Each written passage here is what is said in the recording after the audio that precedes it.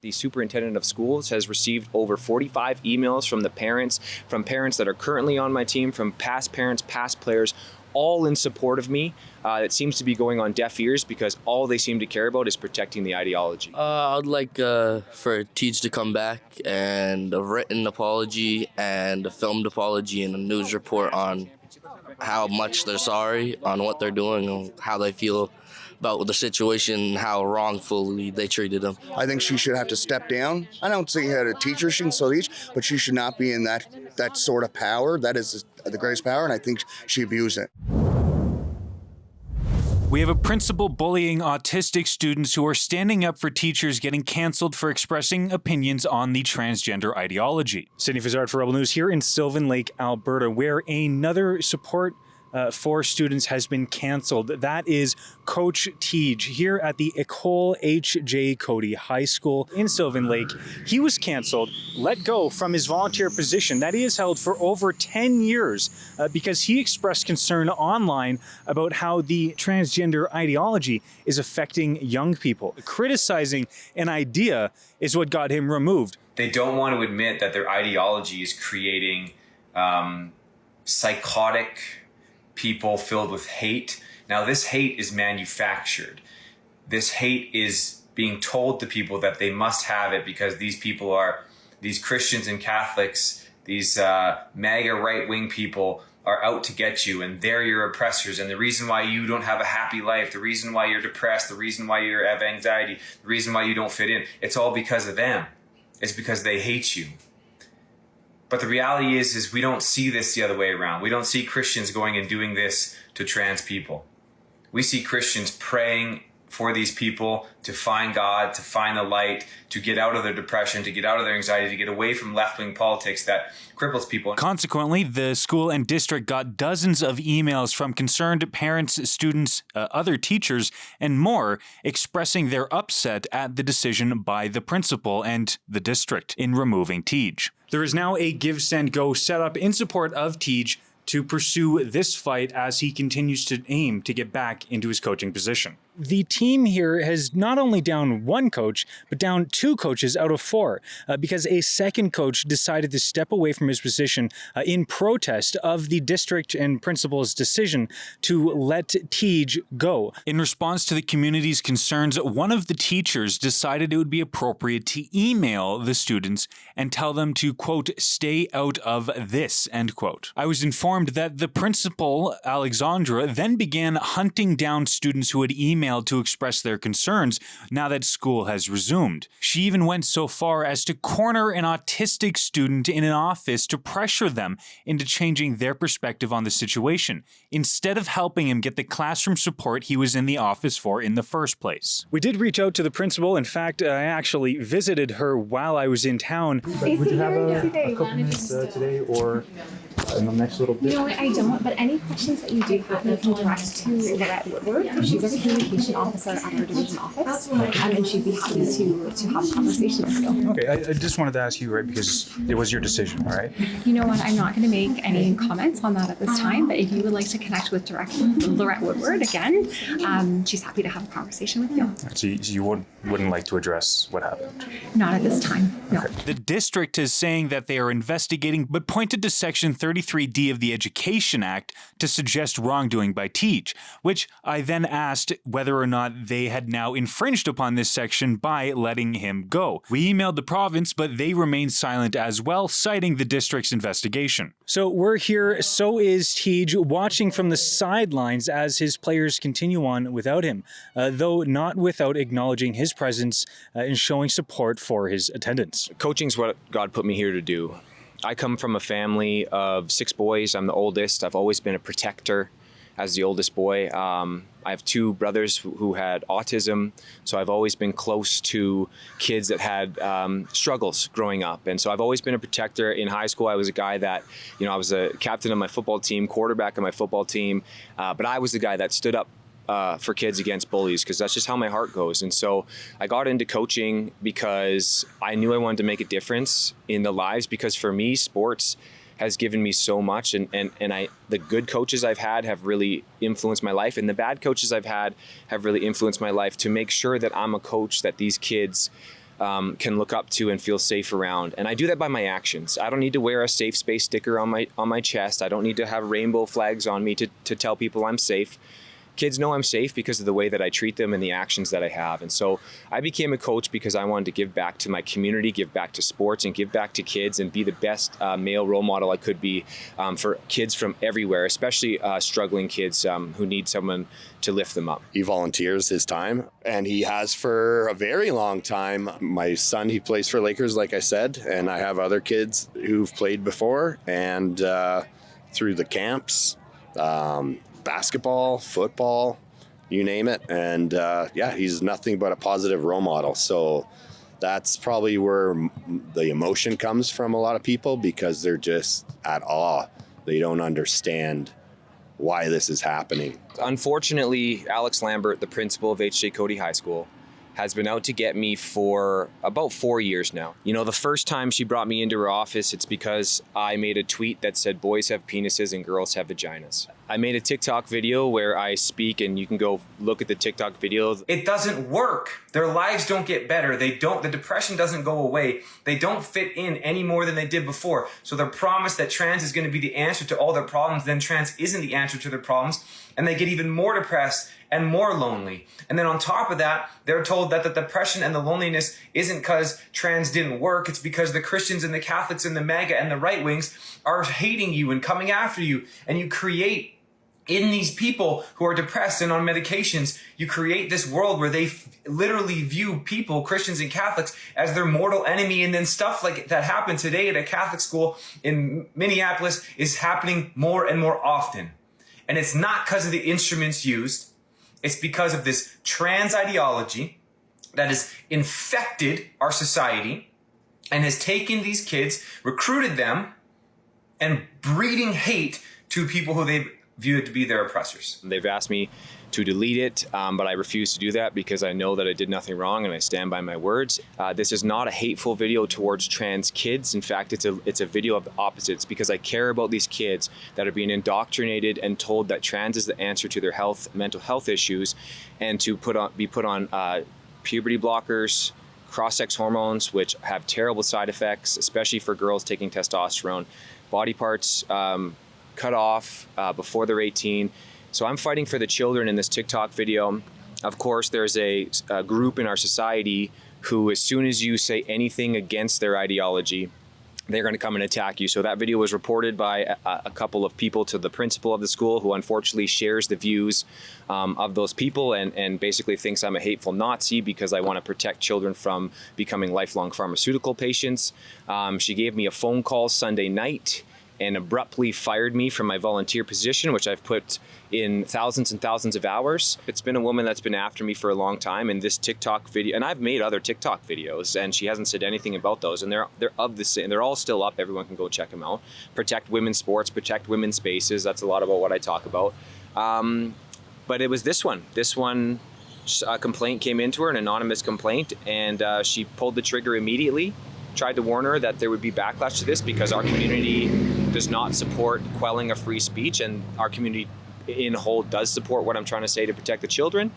She didn't listen, didn't believe me, and now here we are. The community has had a massive backlash towards this decision. So she felt like everyone was on her side, and then the reality was she found out she lives in Sylvan Lake, Alberta. The other thing with the government is my TikTok video was completely in line with the current government policies. So Chinook's Edge School Division told me that I broke their policies because of my views on this, but that's actually false, because the Chinook's Edge policies are the province's policies, and the province's policies are fully in line with everything I said in my video. Personally, I was really upset about it and thought it was stupid, because I agree with his opinion and him voicing his own opinion because of the school telling us for so many years, voice our own opinion. Definitely a huge concern. No one should be penalized like that for speaking their mind, regardless of your opinion. And the fact that they took someone's personal opinion and they brought it into the academic world and a professional world where it just didn't need to happen. I feel like it was a knee-jerk reaction, and it caused a lot of issues that just didn't need to happen at all. Obviously, this was devastating news for me. I immediately reached out to the parents and players on my team, And since then, this has taken off. I have 100% support from all the kids I've coached, incredible support. The superintendent of schools has received over 45 emails from parents that are currently on my team, from past parents, past players, all in support of me. It seems to be going on deaf ears because all they seem to care about is protecting the ideology. So here we are today. And you decided to take a very brave stance, actually, and you emailed the principal who made the decision, and you expressed your concerns. What were you telling her in that email? Pretty much just told her I thought things were wrong, what she was doing, and how it was making the team suffer, and how she put a bunch of signs up on the wall saying that we should always be ourselves, do what you believe in, and voice your own opinions. And that's what Teach did, and I think it's very wrong. And I tried to get it through her head, but I don't know. Super proud of that. He has some challenges. We're not going to get in there, but reading and writing is definitely not his strong suit, and he took a stand on something he believes in, which I'm strongly for. I think people should start standing up. Just because it goes against the norm of what people don't want to hear doesn't mean that we don't deserve to have an opinion, and not hurting any particular person, just an opinion on an overall general topic. I was very proud of him. It was just a very proud moment. He's showed that he's grown up, and super proud. Players on this team were sent an email where they were told to stay out of it. Do you think it's appropriate for the staff to tell the students to zip it? Not at all. It directly affects the kids, and the kids should be allowed to have an opinion, and they should be allowed to talk about their opinion. I don't see how that's confusing at all, especially at a school where you're supposed to be yourself, be able to talk about things and express your feelings. To be shut down is, I don't even know what to say about that. Anyone who's watching this, it's pretty logical thing to understand that that's not right. I served in the military, and I strongly believe that the thing that makes this country so great is freedom, and we are getting away from that, and it's more and more seen each year. And I think it was by them saying that it was a blatant infringement on freedom, and I think it was a disregard of our Constitution and the Bill of Rights. I think they should be able to voice their opinions, and especially their emotions. Like there was a lot of emotions going on. They were stirred up and had no answers and nowhere to go, and just people just left with a vague, please don't say nothing, stay out of it. And then it's none of your business comes on top of some of them too, which that was in the email, but still just basically leave it to the student or to the teachers. I just don't get where they were coming from. I don't know what they were thinking. Obviously they weren't thinking. They shouldn't have sent that email. You had to go to the office on the first day of school, I believe it was. And so you went to the office to deal with administrative stuff. And then could you please tell me what happened there? So I went into the office. I was supposed to meet with Schaub, but I got picked up by Miss Lambert, and we went into Schaub's office, and she decided to ask me about my classes and how my summer was doing to make things less awkward because she knew I was already upset. And then she decided to bring up out of nowheres that my email was thoughtful, and it was good writing, but she didn't want me to get involved with it, and it's a teacher, board, staff, coach matter thing. And I told her I didn't want to talk about it, and she tried to keep going, and that's when Schaub had to kick her out of the room, pretty much saying that she had stuff to do and she was busy, so she should go back, which is basically a call to tell her she has to leave. But in other words, essentially she was making you feel very uncomfortable for the brave step that you took. Yes, that's true. It started off supporting Coach Teach, which we strongly believe this is hurting the kids, and they think that has nothing to do with the kids, but it has everything to do with the kids. They try to get them to stuff their feelings down, and I think that's a slippery slope to be teaching the kids to just, take your emotions, don't speak about it, tuck it away, and then blowing up somewhere else. I was quite disgusted. I think a person in her position should take, no matter if she has an opinion, she should be the neutral ground. And as they say in them stickers all over the school, the safe space, so be it. And I think that was the complete opposite of what a safe space is. I think it was a personal attack, and I think she thought that she was going to get Logan all stirred up and maybe get a good reaction out of him. And she got the opposite. She got a mature, polite, classy answer, and then she didn't like that, and she tried to stir it up some more to the point that a teacher had to step in. And it's very frightful. The more I stewed on it more, to think that what other kids might be happening that might not even be speaking up. So we have school administration telling children to not stand up for what they believe in, telling children that they're wrong for standing up for their rights and standing up for something that they care about. All the kids are upset. They are the ones actively harming children right now because they are doing something that is upsetting kids on the first day of school. It's the first week of school right now. They're stressed, they're upset, they're now not enjoying football. The school board and Alex Lambert are putting their ideology over the well-being of the kids. If we're not here to protect the kids and be in the kids' best interest, why are schools here? Why are schools putting their own interests ahead of the interests of the kids? I just don't understand that. With the school deciding to let Tej go, are you concerned that they are no longer providing a welcoming environment for your children? Yeah, well, that's a huge concern. This isn't just a firing of the coach. What this has stirred up, and as well as the email telling the kids to not talk about it, she's creating a whole other monster, which would be now you're getting the parents to question what is going on at the school now. If it would have just been let go, I didn't even know about the TikTok until she fired him. And there's probably 80% of the people that are supporting him feel the same way. I didn't even hear about it until you fired him. So it's just getting into people's business, and it's none of your business. And if you don't agree with it, just look away or whatever. Or if you do really care about it, then approach him personally, not fire him and get the school involved and all that. But yeah, no, the firing of Tej and the silencing of the kids has put a kind of a target on her back as far as people questioning how she runs that school, and rightfully so.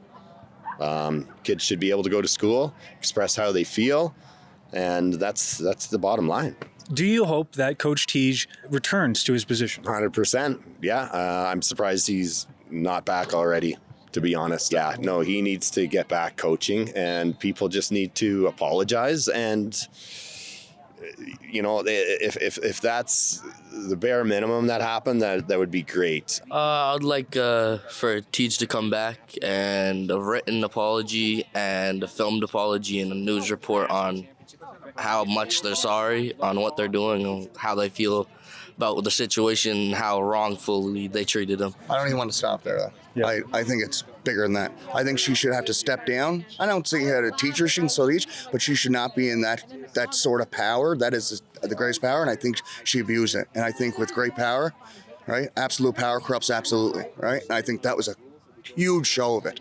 I think that she's in the wrong position. She's took a stand and an opportunity, and I think that she should have to step down. I want to coach my kids again. I want to be there and coach, and but at the same time, I'm not going to be silenced. If they come to me and say, hey, you can coach, but you can't talk to the media anymore, you can't make TikToks, I'm going to say no deal, because I'm not going to be silenced and pushed down again, because this won't stop.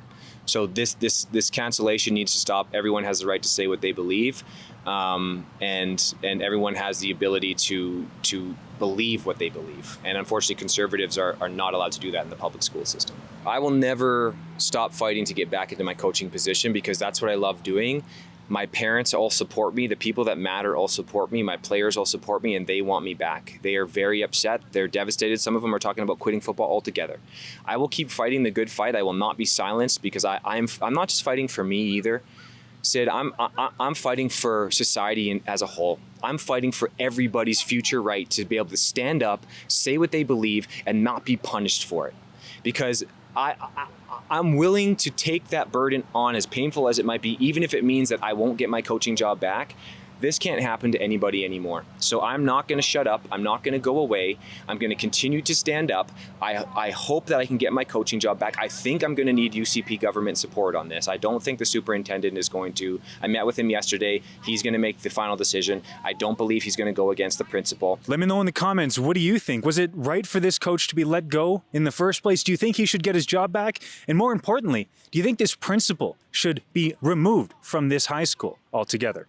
Let me know in the comments. For Rebel News, I'm Sidney Fizzard.